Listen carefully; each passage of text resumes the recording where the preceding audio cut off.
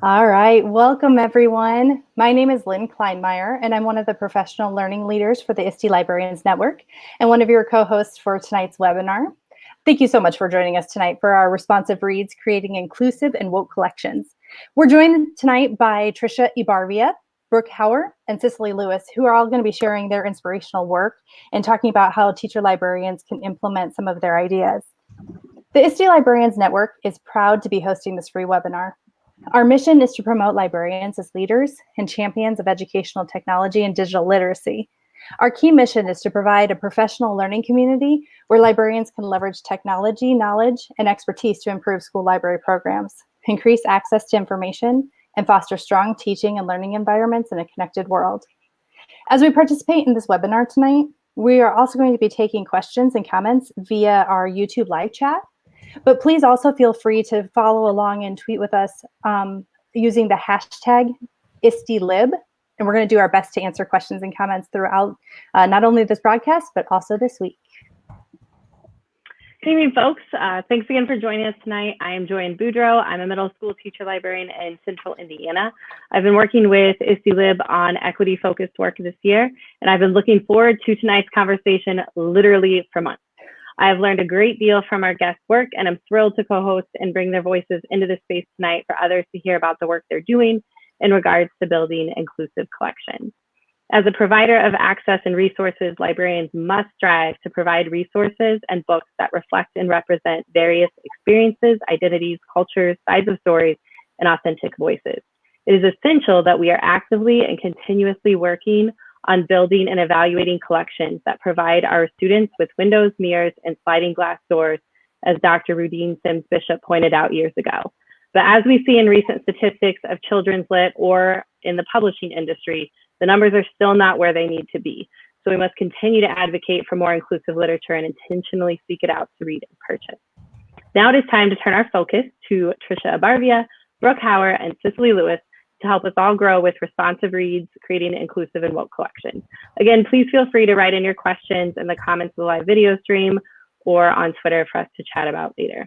We are grateful and excited to have you three with us tonight. To start, would each of you please introduce yourselves and share your current role? Hi, I'll go ahead and begin. I am Tricia Ebarvia, and I am currently an English teacher outside of Philadelphia in the suburbs. I've been teaching since 2001, so it's almost 20 years now. I am also I also serve on the advisory board for the Pennsylvania Area Writing and Literature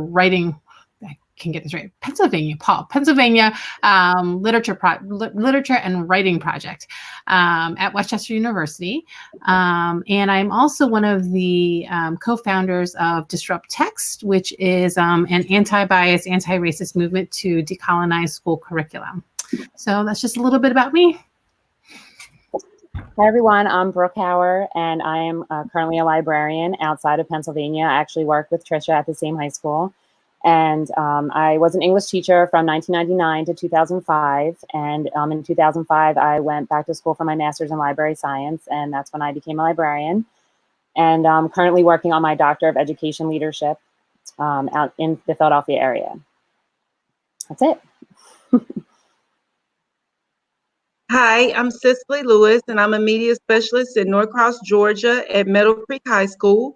And I'm the self-proclaimed Read Woke Librarian. I started the challenge at my school in 2017, and I've been working at Meadow Creek High School for 11 years. And I love reading, and I love doing crazy, innovative things to get kids to read. That's awesome. I'm so excited to hear about each of your journeys when it comes to the work that you are doing. So kind of taking turns, telling us a little bit about your journey and what has led to your current work, and sharing a little bit about that current work, going a little bit deeper for us.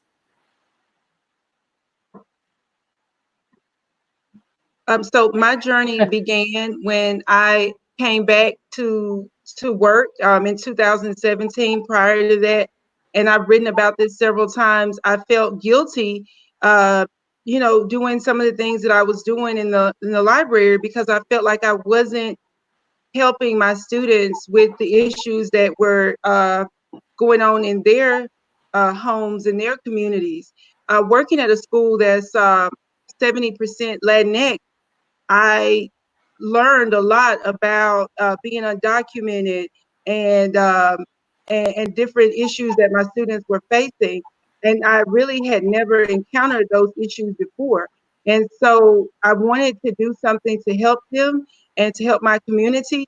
And so I started promoting these books that feature protagonists that look like my students and issues that my students were encountering in their lives, and having these conversations with our students and putting them out there in a way that was educational way, and a way to connect with the students and reading, and to just empower them.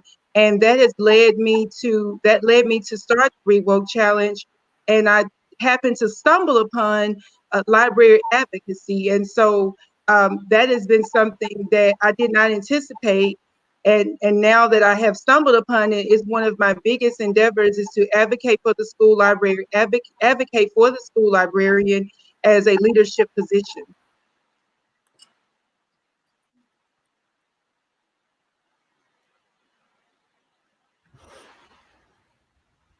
All right, I'll go ahead and jump in here. I think in terms of my current work, as a teacher, I think whenever I tell my story about becoming an educator, I think one of the things that I always go back to is the way in which I was educated. And what that means is that I was very much educated in a system that centered whiteness, whether it was in, systemically in terms of school policies, procedures, and practices, but almost definitely in our curriculum, right? I mean, not reading a single book by a person who looked like me or even had a close enough experience back in high school. And so I think for the first few years of my teaching career, I really just taught the way I was taught. And so I put a lot of value in what were traditionally canonical texts, which read really white and male. And in this more of the second half of my career, I started asking more questions about that. I started thinking about the ways in which the books that students were reading were not really reflective of the societies in which they were going to step out into, especially in a community. And Brooke and I teach in the same school, as she said earlier. It is a predominantly white school. And so because of that, I've been thinking a lot about the ways in which our kids are going to go out in the world, and they need to really have a kind of racial literacy and to be able to talk across difference. And I've always believed that books are one of the best ways for kids to learn how to not just empathize, but also develop compassion. And so in the second half of my career, I really started thinking about how we can elevate student voice, how we can give kids more choice. How we can give kids more choice over their reading materials. And working with Brooke, we did a lot more independent reading in our classrooms. And that just led to students choosing material that I think help to stretch them beyond their lived experiences. So looking for more mirrors, and for a lot of kids looking for seeing more windows, looking for more windows. And then I think for a lot of our kids, seeing and looking for those important mirrors, the ones that I didn't have when I was a kid. So that's kind of like, I guess, the journey, the long story of like how I got to where I am. And then of course, working with other educators of color on social media and across the country to really help decolonize school curriculum has also been a big part of that work. I would say for my journey, it really stems from a love of reading and wanting to bring that joy to students, especially at the high school level. I feel like I talked to a lot of students who had that joy and love of reading when they were younger, and somewhere along the way, they've lost it. And so that's really where my journey began, was focusing on independent reading and trying to help students get back to that love of reading and cultivating a culture of reading in the entire school building, and working with teachers and students to do that. And then as time has gone on, really focusing on that, I think more recently, a goal of mine has been to really center voices of color, Indigenous voices, LGBTQ voices, like Tricia mentioned, instead of the white voices that have been centered for so long for the students, and providing the students with such a variety of independent reading that they can't help but find those windows and mirrors because we're getting those books into their hands. And so I think that, yeah, for me, that journey through independent reading and then what we're choosing to purchase, as both of you have mentioned, in positions of power, the teacher and the librarian, we are making critical selection decisions about what the students are being exposed to. And so I've been really thinking about that more in my work, is, you know, my decision making and the power that I have in the librarian position as a leader in the building. Thanks.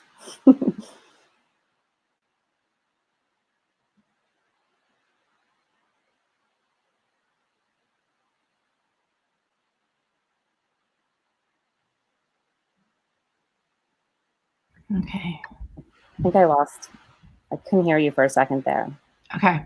All right. So I guess this next question is for me and Brooke. And this is a great question because I think one of the things that I want to say is that I feel very fortunate and lucky to have such a great partner in Brooke and our other librarian at our school. We actually are very fortunate to have 2 librarians in our building because they are such a tremendous, not just resource, because I think sometimes teachers think of librarians as sort of like resources, which they are, but also like really thought partners in terms of how we can bring a love of reading to our students and help them to better understand the value of reading a book, whether it's for pleasure or for intellectual growth or for like just like any kind of emotional need.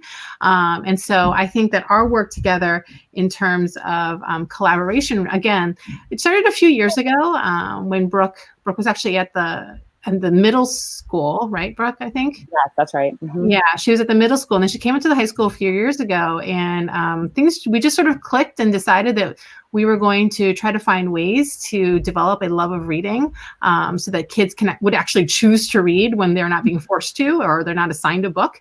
And she's been so great. So I want to let her talk a little bit about the work that she does, because she really does she comes into teacher classrooms, and I know teachers, whenever they need a book recommendation, she's always the first one that they go to. And we just talk and text books all day long. So.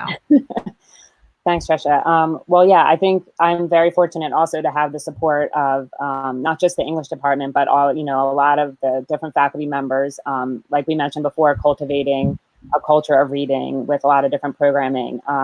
But I think as far as supporting the independent reading and the students' love of reading, the teachers are on board with that as well. And it's my role as the librarian to support the teachers and the students and meet their needs in the way that they want them to be met. So that has a lot of different looks to it.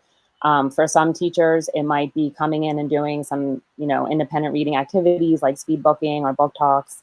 Other teachers really want me to work one-on-one with students and co-conference with the students. So the teacher might be conferencing with students while I am too on what they're reading. Or sometimes it will just be me, out in the hall meeting with students and really developing a relationship with those students throughout the whole year.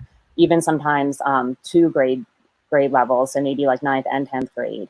And forming the relationships with the teachers and the students is what, for me, helps foster that love of reading throughout the building, because the students see the librarian as a resource, but also someone that they can just come and talk to about books, no matter what, really. If they're looking for a good book, they know that they can come and ask us. And they also see us working with the faculty.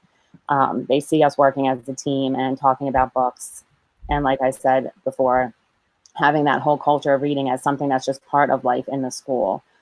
So I feel really fortunate that the teachers want to do that, because that's the work that I believe in and want to do.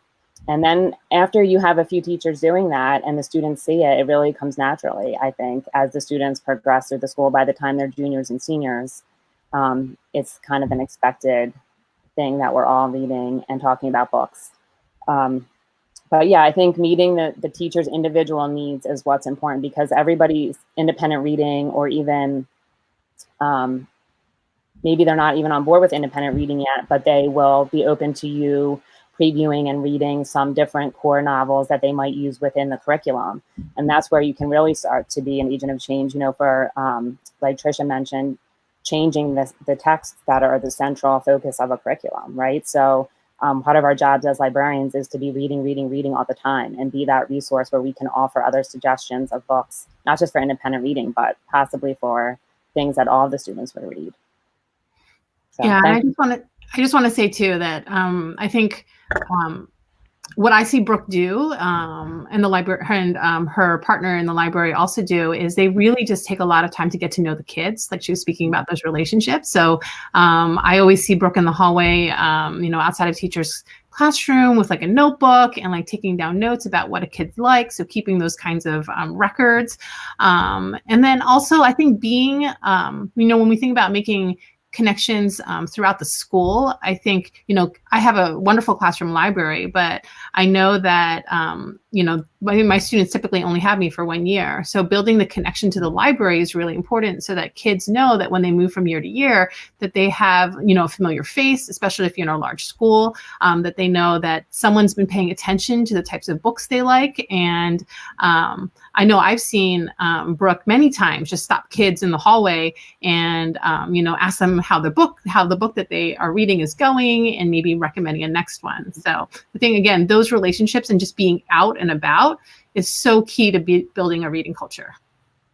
Yeah, I want to just add one more thing. I think also listening is a key role of us as librarians, listening to the students, listening to the teachers, because when teachers and students know that you're listening to them and that you care about, their ideas and their opinions and what they're looking for in the library, I think that the collaboration happens more organically, and the kids and the students the students and the teachers feel respected, and they know that you're there, to help them, that you're not there to judge what they're reading or judge what they're doing in their classroom. You're there, as a colleague and as a teammate and helping the students.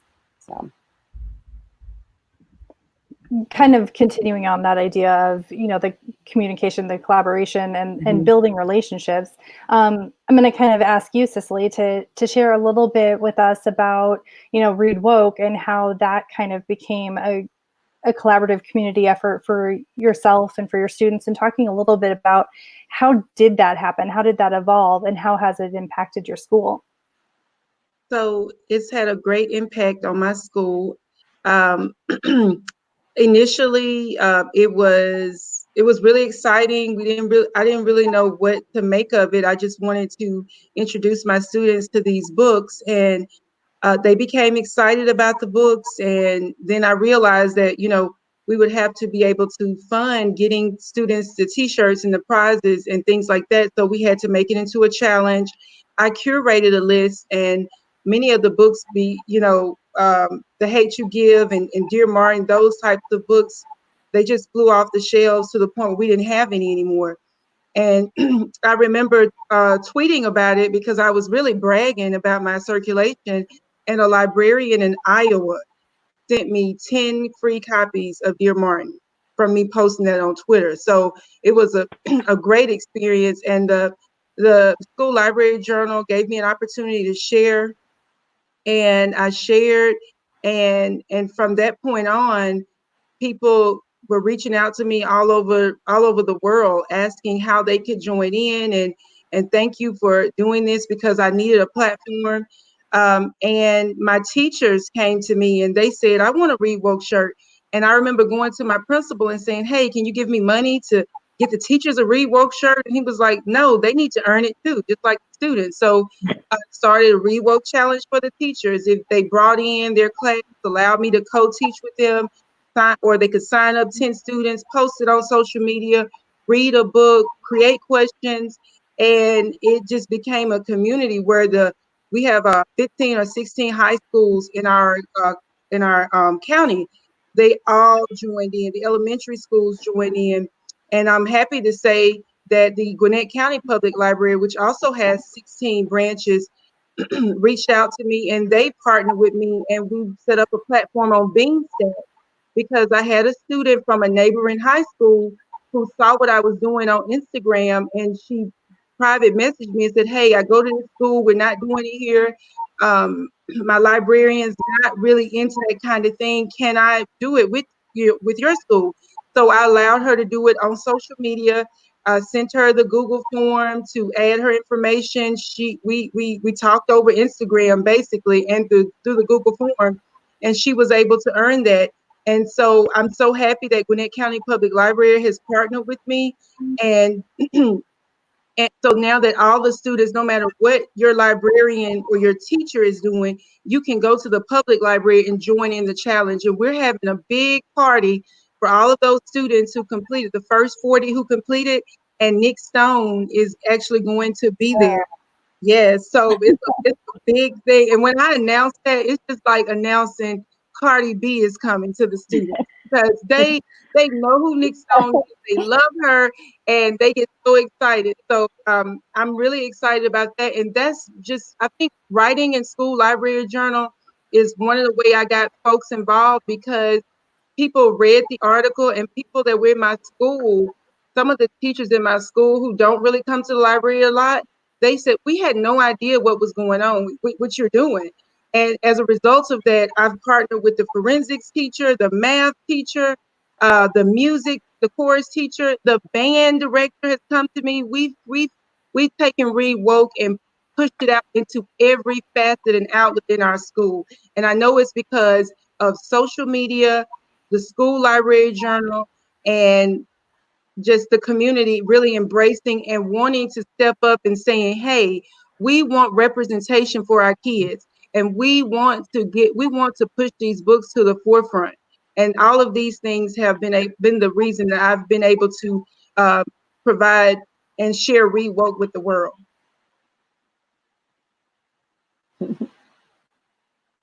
That's awesome. Yeah. So, I mean, I think like for a lot of folks, this might be preaching to the choir, but for some people it might not be. So our next question is about, why is it necessary for librarians and teachers to build inclusive collections?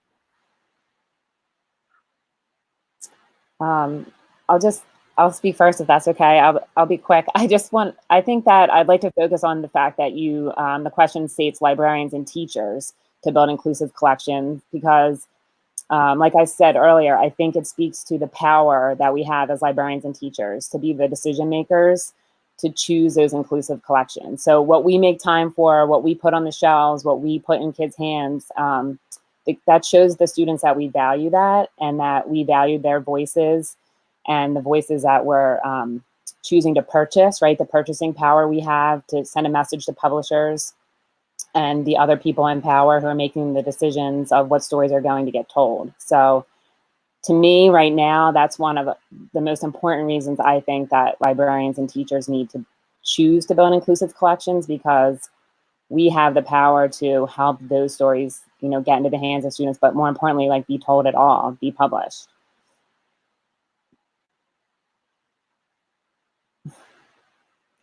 Anybody else?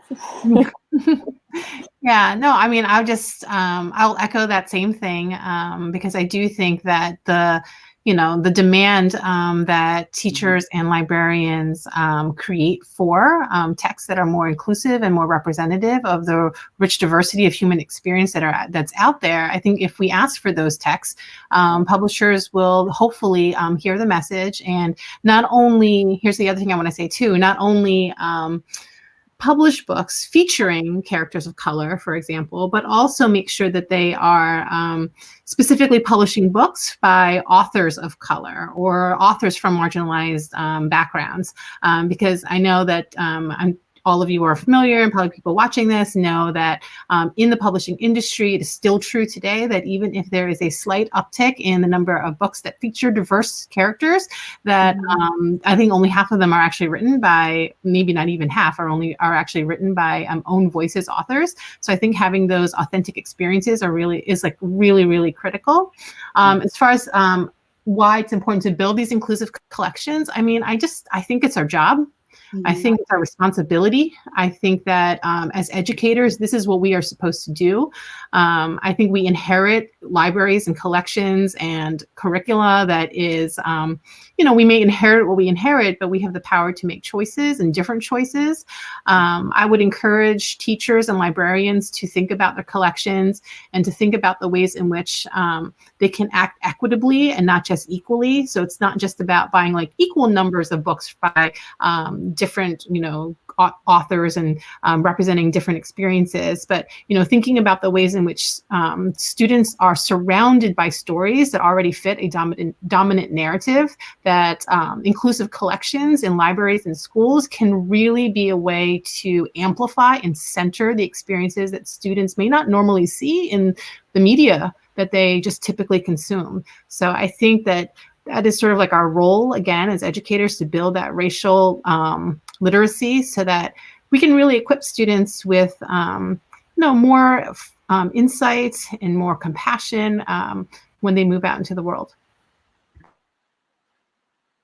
I would add to that, when we think about inclusivity, we think about accessibility of the materials to students as well, and that diversity and inclusion should also involve the different formats of text. So, audiobooks, graphic novels, writing in verse, memoirs, and nonfiction, not necessarily putting like literature in a box and saying this is what's acceptable literature, this kind of writing.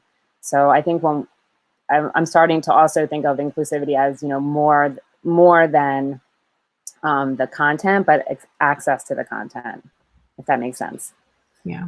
Thanks for bringing that up, Brooke, because I completely agree. Because sometimes we overlook, like thinking about genre and the method and the modes of discourse that we honor, right, with our kids, because you never know when a kid is going to read a book that they pick up, like a graphic novel, and think, I could write something like this, right? I may not be able to write, this one, but I could write a novel in verse. So that we have to think about every text that we include in our libraries, and then we bring to kids as a potential mentor text for something that they might consider writing themselves in the future.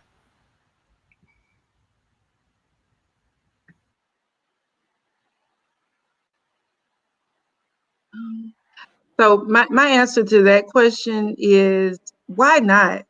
Like, why would you want to not share the beauty of what we are, what we represent? Our world is not all one color, one gender. Our world is so beautiful, and it's a mixture, and that's what makes that's what makes everything about us beautiful. So for anybody who doesn't want to have diverse text or to share these stories, I just don't understand. My question is, why not? And I think that we owe it to our students, and we do them a disservice. I've been in different schools, different demographics, and what I've learned is the students want these conversations, they want these books, and it's the older people, the people in charge, who are holding back this conversation and holding back this change. And I think we need to get out of the way and let the students have this information and have this knowledge so that they can go out in the world and make the best decisions, and not you getting up voicing your political concerns, but just giving them the tools so that they can become an educated citizen, so that they can treat people with the dignity and respect that they deserve.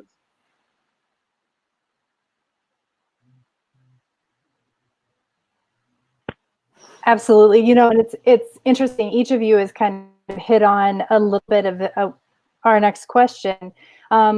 Each of you talked a little bit about, everything from the dominant narratives to the formatting of the content and the access. And then, Cicely, with you just talking about sometimes we are the barriers and needing to get out of the way. And so thinking about, what are those systems or those views in schools, sometimes even within the library context themselves, or views on literature, need to be disrupted in order to really truly move this conversation forward for our students.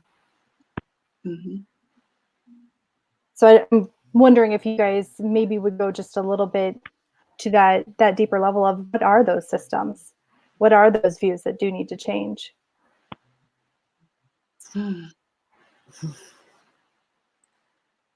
I think the views and about graphic novels not being real books, not being real literature. Also about reading levels. Oh, you're in the 12th grade. You shouldn't be reading this book. You should be reading this level of book. And oh, because this is a Black boy that's got a hoodie on, let me give him a copy of Dear Martin. That's what he needs to connect with. I think all of those and those systems of, well, I don't want to get in trouble, or I'm uncomfortable with this issue because I don't want anybody to say that I'm teaching their kids about these topics, and or I don't believe that I don't believe in you or what your sexual preference and your religious beliefs. I don't agree with them. So all of these systems, and even the systems of, oh, you owe money, you can't check out a book, so we're going to hold your account and you can't check out books, and you work in a Title I school. So those are some of the systems that I think need to be broken down. If you're working in a Title I school and you have a student that has a fine or has a book out that has lost a book, and you are not allowing them to check out books, you are doing a huge disservice to your community. Also, if you are letting your religious beliefs get in the way of the reading material that is in the library, I feel like you really need to reevaluate what your role is and what your purpose is, because we're here to provide information and facilitate the learning process. And I really think that we have so many librarians who are doing amazing things, and they are sharing, and they're innovative. But we also have librarians who've gotten in this position. Many think, oh, I'm going to get in this position. I don't have to do a lot of work, and I'm just going to sit up, and that's very few. But those few are doing a disservice to the entire profession and hindering us and perpetuating this belief or this stereotype that we just check out books, which we do more than that. So those are some of the systems that I think that are in place that are affecting librarianship. I agree completely with everything you said. And also, I think some of the systems in place that need to be evaluated are the mission of the school library. So if librarians take a close look at what their mission is, then they should examine that, examine their own bias within that mission, and then they should follow their mission, once they examine it and reevaluate it, and make sure that they're actually doing what they say that their library is there for. And then also, making sure that policies and regulations that are in place in the district are supporting student choice and student learning and a diversity of ideas. Like Cicely just mentioned, religious freedom and the freedom to read what students want to read. So the selection policy, the review policy, if somebody disagrees with an item or would like to file a complaint about an item, these are all things that it's really helpful to have these in place ahead of time, so that when something is questioned because of somebody's personal disagreement with a piece, there's something to follow, and people aren't just making split-second decisions about an item and taking it away from all of the students because of a personal belief. And I'll jump on to what Brooke said about personal beliefs, because I think, Cicely and Brooke spoke wonderfully about the systems. And I think in terms of views of literature, my work in recent years has been really thinking about those biases that teachers bring. And one thing that I always say is, like, we can't understand systems of oppression unless you understand how those systems have worked on you. And so to be able to unpack, like, where did you get all these ideas of what was considered quality literature, right? Who told you that? I mean, nothing is inherently more higher quality than something else. We ascribed that status, that meaning to a piece of text or to a canon of text, right? I think speaking specifically about what is deemed worthy, I think teachers send strong messages to kids. I mean, kids look up to teachers. I mean, despite whatever complaining they might do, they still see teachers as role models, and they will pick up on the biases that teachers have. So if teachers, for example, belittle young adult literature or graphic novels or any other genre, they will pick up on that. And I'm a firm believer that kids read what they need. I may not always like it. It may not be a book that I'm reading, but guess what? That's because I'm not actually reading it. They're reading it, and that's what they need in that moment. I think about the books that I read when I was younger, and for sure, I'm like, certainly the nuns in my school would not have approved of anything that I read. But I read them because I wanted windows, right? And I read them because these were the things that, offered me an opportunity to think deeply about myself. I didn't care about text complexity. I didn't care about how many vocabulary words I was going to be able to use for the SAT. I didn't care about whether or not it was on some MLA top 100 list of best books of the century or PBS reads. I didn't care about any of those things. I just cared that I could see something about my experiences, learn a little bit more about myself, and learn especially about other people. So I think when people disparage genres, especially, and the young adult one is just a pet peeve of mine. When I hear teachers disparage young adult literature as being not complex, I think complexity has many definitions. If you're talking just about text complexity, I will tell you that there are many wonderful young adult novels that I think are just as textually complex as adult novels, right? And I think young adult literature is also about an audience, so that when you disparage the genre of young adult literature, you're really disparaging the audience. And I think kids will definitely pick up on that. So yeah, I know, like, a lot of things get thrown around about complexity and rigor. And it's true, like, I want kids to be able to build reading ladders, like Terry Lassane says, about like to, greater and greater forms of complexity, whatever that is. But kids also just need to read and to build volume and stamina.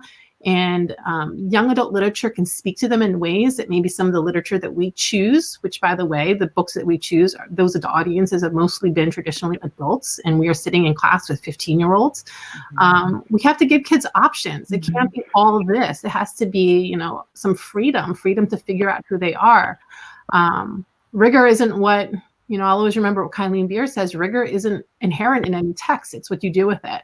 And many of the young adult books, by the way, especially right now, there's so many books that feature authors of color and experiences from like indigenous communities, ones that I don't think we've really had before in the past. So I also wonder, when teachers complain or criticize certain books like this, if that's also not their biases showing through, right? Yeah, I'll just leave it at that. I think first, librarians need to look at their own biases and really just self-reflect and think about, like Tricia said, their own experiences growing up, but also what we think is good literature, and just our own biases and how that can be affecting what we're selecting, what we're book talking, what we're putting on display, and what we're sharing with the students and the teachers as well. And then also supporting the teachers as they're going through this process, right? It's a different journey for everyone, and not everyone is going to be in the same place. So as frustrating as it might be to me to hear teachers complain about certain things, or maybe not think so highly about certain literature, I think it's one of my roles as librarian to help expose them to that, a different way of thinking, listening to them, but also sharing things with them that I think might help them change their mind. I'm not saying I'm going to convince everybody, but to try to support them where they are and get them through that process. And that is very difficult for me. I don't want to lose my patience with them, but I think that's one of my roles as librarian, is to help teachers where they are on that journey of thinking about literature differently. And also thinking about the students. I've been thinking a lot lately, like Tricia said, about the young adult literature.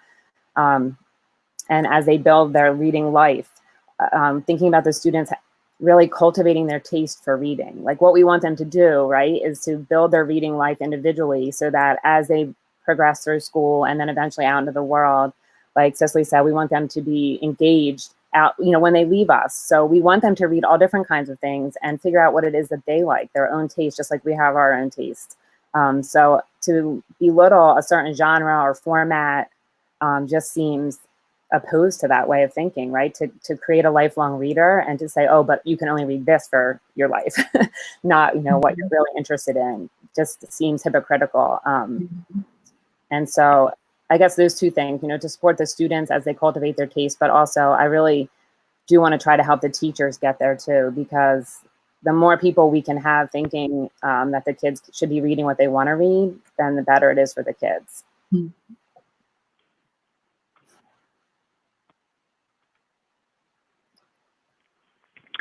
So one thing I was thinking about when Lynn and I were preparing questions for this was some of the conversations I've seen on Twitter. I'm a big Twitter fan. And, you know, like I know different educators in some different states right now that have different things going on. And some of their students are part of the movement. And we've talked some about, you know, relationships with students. And Cicely mentioned about, you know, sometimes students are ready for this stuff before adults are. And so there's situations where I see students advocating alongside people, but then there's also situations where I've seen people push back and be like, hey, like, why are we putting this weight on the kids? So I was just curious if you all had any insights or opinions about how or when should or shouldn't students be brought into this work?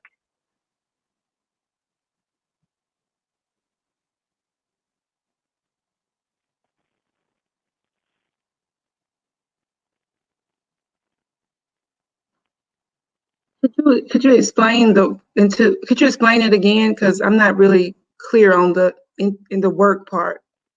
Yeah, so I guess like more broadly, like I've seen it in some different equity situations, but I mean, it could apply to like some of the systems you all talked about. It could apply to a change in policy. It could apply to like I know some schools are working on like different like equality policies. So I mean, it could apply to literature, it could not. But just as we work to move forward in schools and libraries and policies and push back against some of those systems, like when do we bring in students and when do we not? Because it's not their job to do this work. We should be doing it for them, but there's times where it ends up happening. And to expound just a little bit too, you know, Cicely, I think you gave a great example about not looking at the cover of Dear Martin and just because it's a young Black male who happens to wear a hoodie that this is the book for them. So how to respectfully really honor students' voice and to understand maybe kind of the literature that they're wanting in a respectful way, and also kind of bringing in their opinion.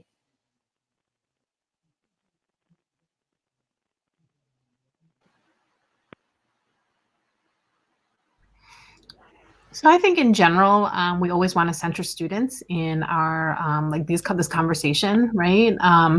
I think we also have to think about the ways in which I know I always have to check myself as well. You know, am I really doing this for the kids? Am I really listening to the kids? What are they telling me? What do I hear from them as far as things that they want to read? What is their level of like readiness for, or even just, you know, in what ways do I make sure that I balance helping them find, let's say, those windows into other experiences, and also like honoring the mirrors that they simply just want to read, right? And as far as like students advocating for having more diverse and inclusive collections, again, I think that we can partner with students. I think that's the key point there, that we're partnering with students and amplifying what they want rather than I think there's a fine line sometimes where some teachers might use students to advance a goal that they have, right? Versus, you know, how do we work beside and with student leaders to bring more like diverse and inclusive voices to their reading experiences, whether that's in the library or whether that's in like the school curriculum. Yeah.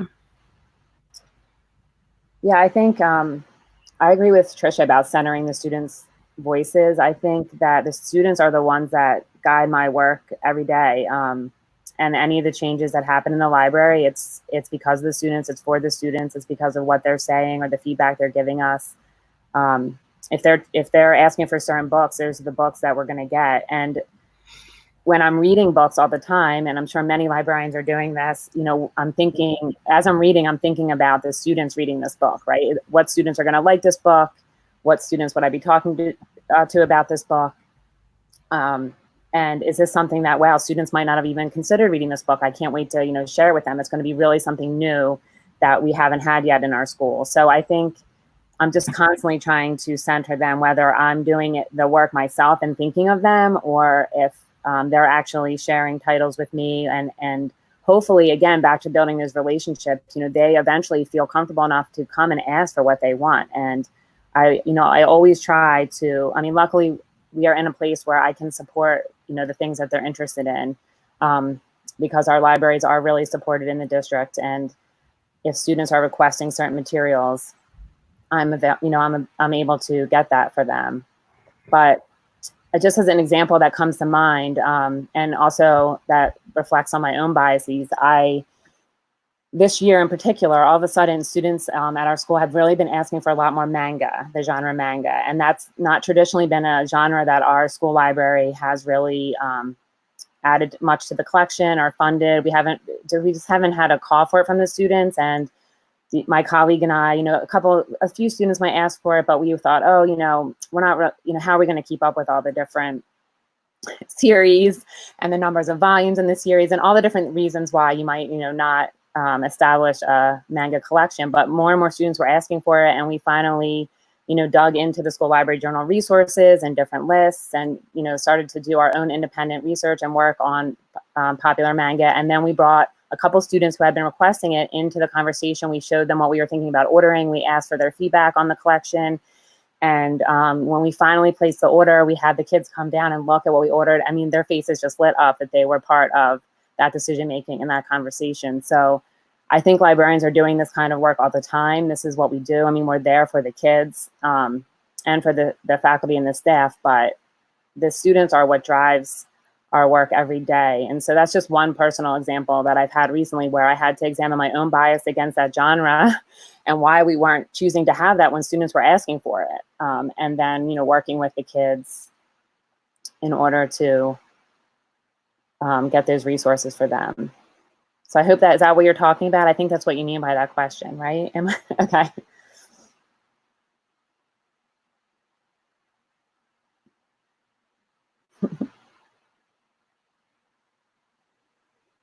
Welcome back, Cicely. I know you said you had a little connection, but yeah.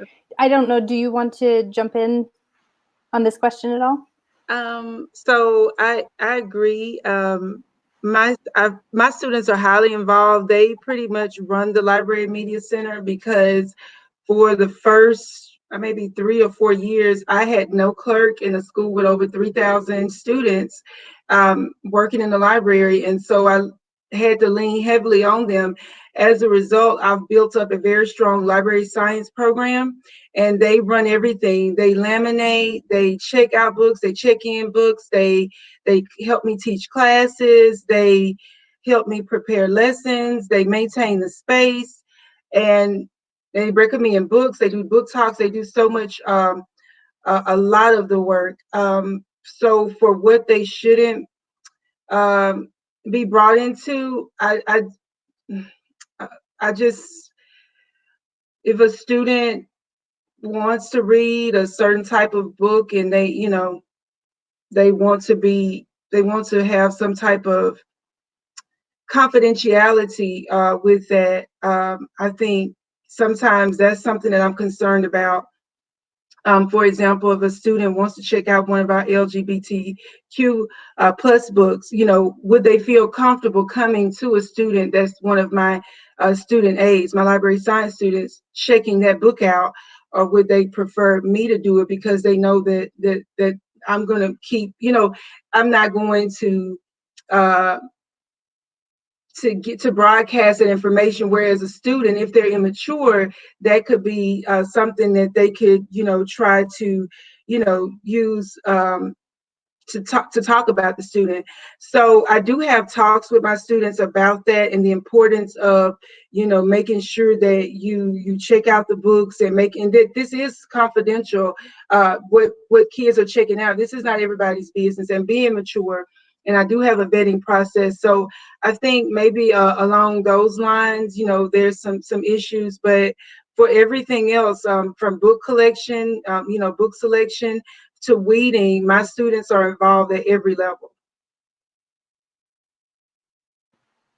And I think that idea of being able to involve the students is huge, especially in showing them and honoring them and empowering them. And so as you kind of think about the work that we're talking about really as librarians and classroom teachers, advocating for our students' voice and really working to shift mindsets. Kind of the final question that we have for you is what helps sustain you in this work? I think what helps sustain me is when I get messages from librarians, and I posted one on my Instagram page from a librarian. Her name's Kelly Wagan, and she said, "Your Read Woke Challenge changed my level of engagement and effectiveness as an English teacher. I am forever grateful for you and your work. Because of you, I became a better teacher for my students. Thank you." And then my students coming up to me and saying, "Miss Lewis, we're so proud of you. We're so proud of how, our school is getting all of this attention." We come from a school. Our school is, like I said, we are Title I school, and we're not an affluent community, but my school is the best school, and we have some of the best programs. And that's one of the reasons why I tell people you can't always look at test scores and judge a school solely based on test scores, because the work and the programs and the initiatives and the things that are going on in my school are amazing. And the more that we get the word out, the more that the pride and the culture has changed dramatically at my school. And I can't attribute it all to Read Woke, but I will take my pat on the back and say that having this program, and one day I was teaching a lesson in book talking and trying to get kids to sign up for Read Woke, and one of the students, while I was talking, I guess she Googled Read Woke, and she said, "This started at our school?" And I said, "Yes." She was like, "What?"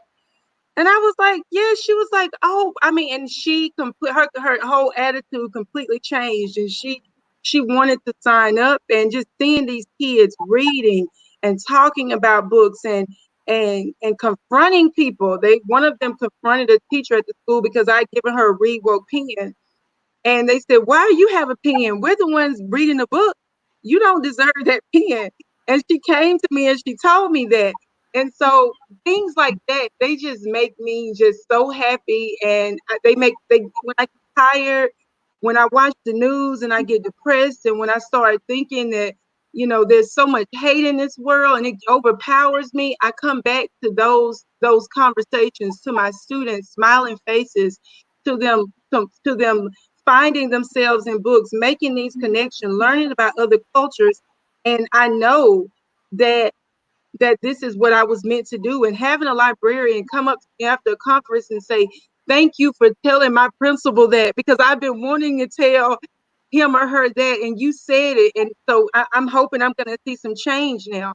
So all of those things are what sustain me. And also having my wonderful supportive family and my friends and all of the support that I receive from everyone. I mean, it's really been able to help me keep going and to keep pushing and advocating for Read Woke and for the students.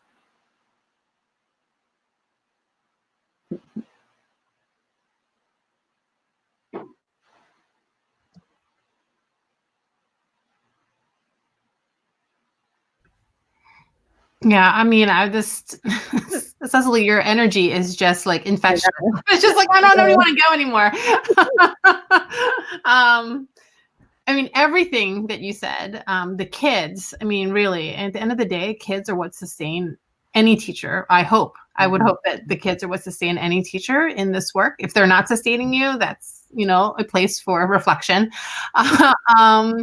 But definitely the kids. I think so much seeing kids read and like pick up a book on their own, ask for a recommendation. I just think that that can be so powerful, because I know that what kids have so many choices and options for things to do with their time. So for them to pick up a book and put down their phone or their laptop or whatever other digital device, I mean, that is a choice that they've made to immerse themselves in a story that they have to turn the pages for or swipe through on their e-reader, whatever it might be. I think that is really what helps sustain me. And I think, when I see kids especially read sort of outside their comfort zone, or when I see kids find a book that really speaks to them, especially if it's a kid who is reading a book that mirrors an identity that maybe that they're sort of working through or trying out or like figuring out, those are things that sustain me. I think what also sustains me, similar to what Cicely said, was like the work outside of school too, because my work with the National Writing Project really helped me see a few years ago that as a teacher, we're not just teachers in our building and in our classrooms, but we're also teachers like beyond, right? Professionals. And so being able to work with and meet and talk to other teachers across the country who are really, I think, sometimes lonely in this work, right? You might be the only teacher who's at your school who is trying to advocate for more diverse and inclusive texts. So in order to, I find it very gratifying and sustaining to be able to connect teachers in those kinds of conversations so that they can get ideas from one another, right? That power of that collective. I mean, social media has its downfalls, but it can also be very powerful to be able to connect people who might not otherwise be connected. I love Cicely's point about, being able to voice something that maybe you can't say to your personal principal, but, she can say it, or someone else can say it, or I could say it. I could articulate something that maybe a teacher somewhere, I don't want to say needs to hear, but could benefit, might like to hear, right? I know that I've benefited greatly from a lot of mentors that aren't necessarily in my space. And then finally, I think a personal thing that sustains me in this work are definitely my own kids. And thinking about their reading lives and thinking about the ways in which they're growing up in a society as children of color who are going to make choices, right, out in the world. And I think about what kind of choices will they make? And will those choices be responsible? Will they be anti-racist? Will they be social justice minded? And what is the role in, books in their lives and stories in their lives, and how will they be able to see themselves and see other experiences? So that is definitely something that sustains me personally in this work. Well, I echo what both of you said, maybe not quite with this enthusiasm as Cecilia, but I want to say the students definitely, for me on a daily basis, individual things students say, but also just to see the library itself as a safe space for students to come to, even if it's not there for the books, but also, the students aren't there for the books, just to have a safe space for them in school, to have that whole culture and climate be something that they look forward to is important to me. And they definitely sustain me throughout the day. And also my colleagues in my doctoral work, and also at the high school, doing anti-racist work, working through it, talking about it, but also putting things into action and really trying to make changes in practices and systems to improve the lives of students, not just this year, but and beyond, really helps sustain me. And like Tricia said, also my own daughter, what kind of person I can help her become and what kind of world, she's going to be in, are all things that are in the back of my mind as I examine my own bias and reflect. I think it's important to continue to do that, to continue to look at ourselves and the things that we're going through on a daily basis as we help the students.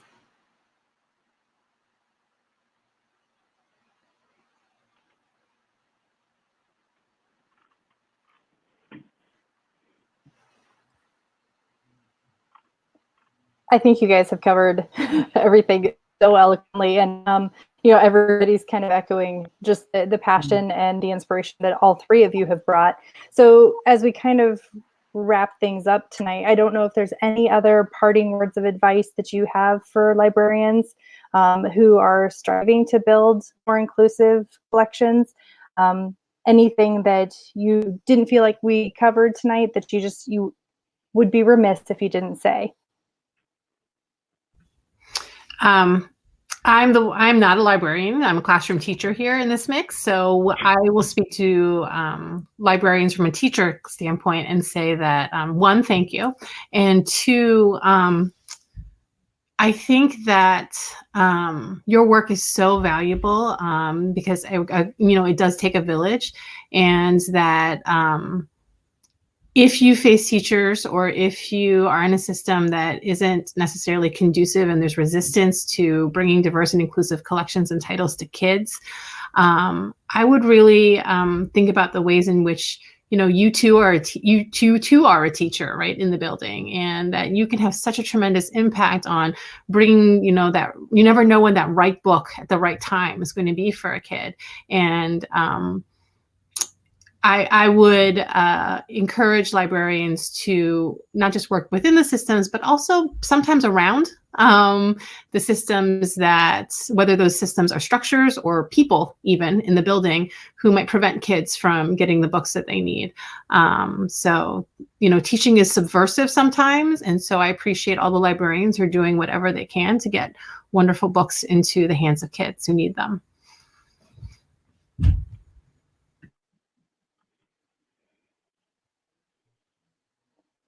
Brooke or Cicely, either one of you have any parting words? I would like to say, and this is something that I tell librarians, because every conference that I attend or I present, there's always one librarian that comes up to me and they say, well, what do I do if I work at a school where this is not something that will be allowed? And sadly, that is the case. We have some librarians who want to do these things, some teachers who want to do these things, and they're receiving a lot of pushback. And what I always tell them, because it's easy to say, be brave and just do whatever you want to do, but at the end of the day, you got to have a job. So what I always tell them is to start where you can. If you bring these, Read Woke is not just about racism. Read Woke is about so much more than that. And I think a lot of people think that, it's Black History Month, I'm going to do Read Woke. No, Read Woke encompasses so much more. And diverse text, that cultural diversity is not just about race. So if you want to start, let's talk about books about poverty.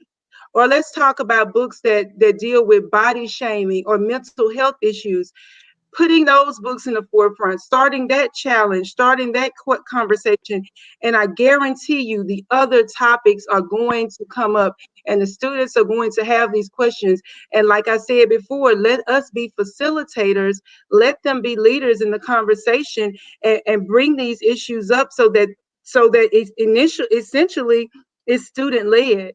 And I think that is one of the ways to get these programs in your school. And once you do this, you build the trust with your leadership and your teachers and the community. And then once you do that, then you can start, tackling other topics and things like that. So that's something that I always tell librarians who have that question. Cicely, I think that's such great advice. And I would add to that, if you feel like you're alone in your building and you're a librarian, maybe just start small with one colleague that you feel like you can make a connection with and work with that colleague to make a change. And most likely, if that is successful and the students are talking about that and it goes really well and that teacher experiences a success, another teacher is going to hear about that. And who doesn't want to try something that's working in their room, right? So another teacher will try it, and then another teacher, and then before you know it, you're going to have a collection of colleagues, and that can really create a movement within your building. So, you don't have to go in and change everything all at once. You can just start with one colleague and just slowly work up to having a whole group of people. And then then you're going to have a small group of people who aren't on board, but they'll be the small group, and you'll have a really big group of people who are making a big difference in kids' lives. Yeah, that's such a great point. I know sometimes with different initiatives or things I try, like sometimes I get impatient. I'm like, why isn't this happening now? And sometimes you can make it happen now, but sometimes it's more of like a slow trickle, and then like you'll get there. And so sometimes you can make things happen right away, and sometimes we just have to keep pushing and nudging boundaries and make it happen. But oh man, you are all amazing. Thank you so much for joining us tonight. I know Lynn has a few words to formally wrap things up, but thank you so much. Thank you. I'm humbled to be here. Yes, absolutely. Nice to meet you. Yes. Cannot thank you enough. In fact, I kind of feel like I've been a bobblehead over here all evening, just kind I of know we've been nodding all night. Yes, nodding, and just there's been moments where I'm like, ooh, good thing my mic is totally muted, because I just wanted to shout yes, so we cannot thank you enough for lending your time this evening to us and for joining us. And thank you everybody who participated and joined us live tonight. Obviously, you'll be able to watch this webinar again over and over and over, because there were so many beautiful moments and words of advice and encouragement and inspiration. And so we cannot thank you enough for joining us this evening. Until we see you again in April, take care, everyone. Thank you. Thanks so much. Thanks. Bye, Cicely. Bye. Nice meeting you. Brooke. Nice to meet you.